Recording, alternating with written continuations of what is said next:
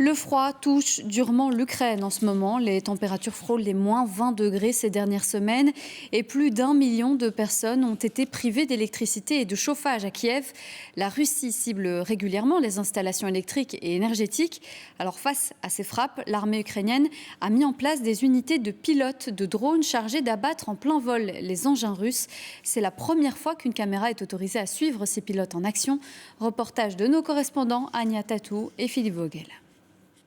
Des frappes russes toujours plus nombreuses cet hiver, privant de chauffage et d'électricité plus d'1 million d'habitants.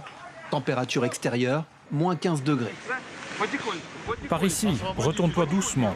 Cible principale, les installations énergétiques ou les réseaux de transport. Là, on va rouler au plus près de la position. Si on doit utiliser le fusil semi-automatique ou le fusil à pompe, les vitres seront déjà abaissées. Pour contrer les frappes de drones sur ces installations vitales, l'Ukraine a désormais des unités spécialisées. Pour les rejoindre, il faut traverser la zone de la mort, la kill zone. Les drones sont omniprésents. Les gars, je prends quelle entrée? Nous sommes la première caméra à pouvoir rencontrer ces pilotes spécialisés dans la protection des infrastructures. À l'intérieur de ce bunker, face aux positions russes, Victor prépare un drone explosif. C'est pour des cibles aériennes, uniquement contre les avions. L'engin transporte une charge de 400 grammes.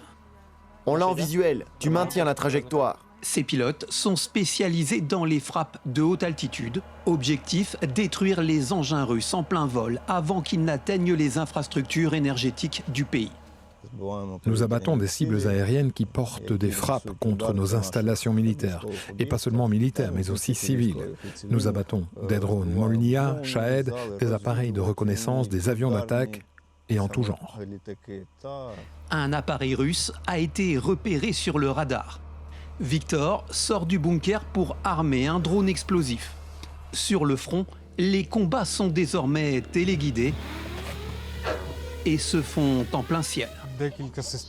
Nous utilisons plusieurs systèmes de surveillance que nous recoupons. Ensuite, nous passons à l'action, nous décollons si nous sommes sûrs. Aujourd'hui, les drones dominent absolument tout, dans les airs, sur terre et dans l'eau.